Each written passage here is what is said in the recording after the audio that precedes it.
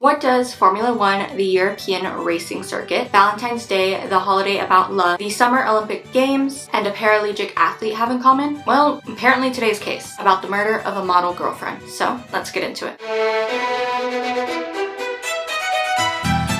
Hey, I'm Serenity and this is my channel, and today we're joined here by Wednesday. Today on Holiday Misconducts, we are going to be talking about Valentine's Day. I know I'm probably saying that wrong. I'm going to say it wrong multiple times. And a crime that happened on that day. Today, specifically, we are going to be talking about Oscar Pistorius, a paraplegic Olympian athlete who actually killed his model girlfriend, whether it's on accident or not. We are going to be discussing that today. Timestamps are always down below if you want them. So before we go any further, there are a couple things I need to talk about. Cleaning house, if you will. They're not really announcements. First things first, I am in a new location and I am filming on my old camera. This is my Canon M50. I have been having some issues with my Sony camera, so I'm filming on the Canon. I haven't used this in a year, so work with me. From what I'm seeing, it looks a little dark, but I am in a new location, so I don't know how the lighting works yet. Second up, with being in a new location, I finally have a big enough area that I'm actually going to be dedicating an area to film videos, so we will no longer be in front of the bed. Just give me some time to set that up, but I'm really excited about that. So how I found this case is actually really hilarious to me. True crime isn't pretty funny to me at all, but how I found this case, I hope you'll find humorous. So I knew I wanted to do a Valentine's holiday misconduct. I just didn't know what case it was. So I always Google cases, crimes that happen on Valentine's Day, and then like make a list and then choose from there. This one is not how that happened. Okay, so last year I got into Formula One, the racing series, which we'll explain the beginning part of this. And a couple months ago in October, someone on Twitter, I don't know how I ended up on F1 Twitter, if I'm being honest with you, but somehow I am. Someone tweeted, and I have the tweet basically saying McLaren, who is a team on F in that circuit, how they are bad people and Formula One is bad people because they let Oscar Piastri race. Basically, they hired him. Now, obviously, I've set the person's name here, who we will be talking about, and it's Oscar Pistorius. Pistorius, not Pat Piastri, which is like pastry. Pistorius, and I'm already confusing myself by saying it. Basically, in Formula One, everyone has two drivers out of the 10 teams. McLaren had a rookie driver who is going to be with them for a very long time, named Oscar Piastri.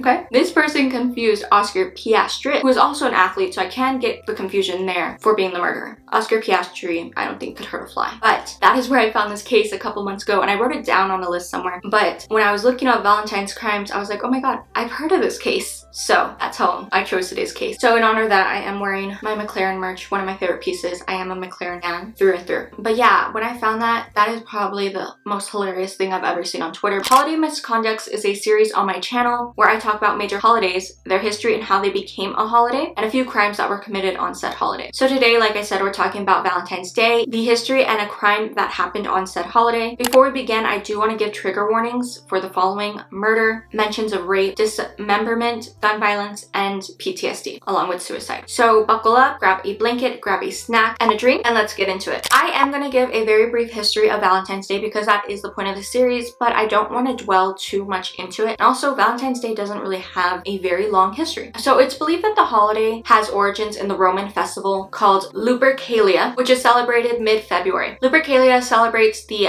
coming of spring, fertility rates, and women being auctioned off to men using a lottery system, which that whole other part. Pope Gelasius, during the 5th century, forbade the celebration, and it is believed that it was actually replaced with St. Valentine's Day. The holiday wouldn't be celebrated mainstream until about the 14th century, ironically 14th century, 14th day of the month, and it was coined the Day of Romance. The name is believed to come from a Christian priest martyr named Claudius II Gothius in 27 CE, with the legend going that Gothius signed his letters to his jailer daughter, "From your Valentine," whom he had befriended, and he also befriended someone and cured them of blindness. Apparently, it's a whole other story. Another origin could be Saint Valentine defied an emperor's order and actually continued to marry couples in secret in order to spare the husbands from being forced to go to war. This is why the day is celebrated for love. Formal messages were actually known as Valentines and began to appear in the mid-1500s, and by the 1700s, printed cards began to be sold commercially. During During the mid-1800s, in the United States, the first commercial Valentines would be sold in stores. These cards often had depictions of Cupid, who is the Roman god of love, alongside hearts, the symbol of emotional love. So to many animals, spring is the start of mating season, and specifically to birds. So they actually became the symbol for the holiday. You see like the birds kissing on cards, with the traditional gift to give a loved one as candies, flowers, and red roses. Now, Valentine's Day is traditionally celebrated in the United States, England, Canada, Australia,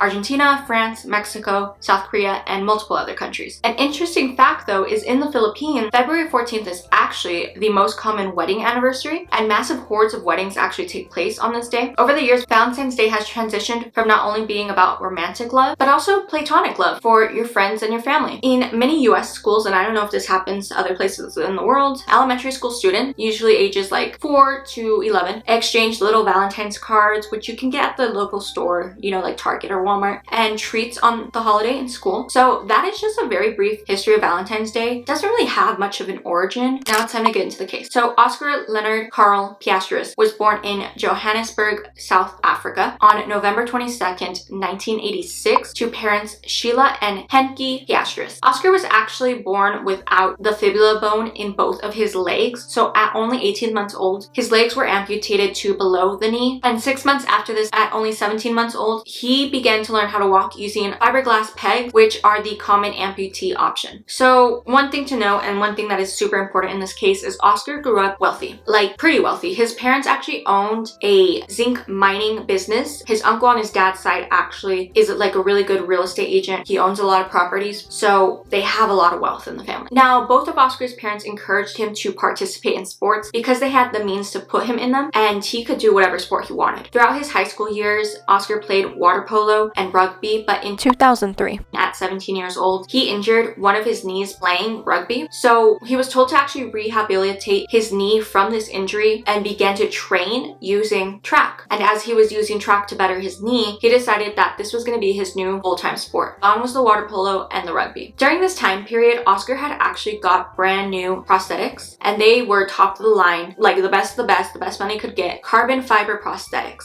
okay? Which would go on to give him the nickname Blade Runner by the look of them. Now, only a year later in 2004 at the Paralympic Games in Athens, Greece, at 17 years old, he would win gold in the 200-meter race and place bronze in the 100-meter sprint. A couple years later, in July of 2007, Oscar received an elite invite to a competition in Rome, Italy, where he competed for the first time internationally against athletes who were not classified in the disabled category. And he would actually claim his best time ever in the 400-meter sprint at this competition at only 46.9 seconds. This personal record actually caught the attention of an international track and field committee, which asked Oscar to participate in a series of tests for them. Now, remember those carbon fiber prosthetic legs that I just talked about and how the Pistorius family had money? Well, the results from these tests actually indicated that Oscar's prosthetic legs that are super high tech granted him to be able to extend his upper leg, whatever the word for wingspan for your legs is, further than the average person who wasn't on prosthetics. So he was actually able to expend less energy while running compared to his competitors at the same speed. He was conserving energy due to his prosthetic leg. Now, these tests would actually lead to the International Association of Athletics Federation, or the IAAF Council, in 2008 to ban Oscar from participating in the non-disabled competitions. However, in the same year, the Court of Arbitration for Sports, or the CAS, appealed to a panel to reverse this. However, this caused so much debate in the community. It was a big mess. That very same year in 2008, in the Belgian Paralympic Games, Oscar went on to win 3 gold medals during the height of this drama, if you will. And he won that in the T43, T44 class, 100 meters, 200 meters, and the 400 meters. So he actually ended these games by setting a world record in his running class. The following year, in 2009, Oscar got into a boating accident that led to him sustaining multiple head injuries, which directly set him back on his training in 2010. However, by 2011, he had rebounded just in time to compete in the Paralympic World Cup and win gold in both the 100 meters and 200 meters, along with going to qualify for the IAAF World Championship. But Oscar wasn't a member of the South African relay team, which is a 4-person team that competed in this final race. So his participation during the qualifying heats of the 4x400 meters relay earned him a World Championship silver medal, but this was just an honorary medal. However, by winning this honorary medal, even though though he wasn't an official part of the team, made Oscar Pistorius the first ever Paralympian to win a medal in an open competition and not just a categorized disabled athlete competition. In 2011, he ranked as the 22nd fastest runner in the 400-meter category in the world. Now, even though he set records, his time actually didn't qualify him for the South African Olympic team for 2012, but he was selected as a special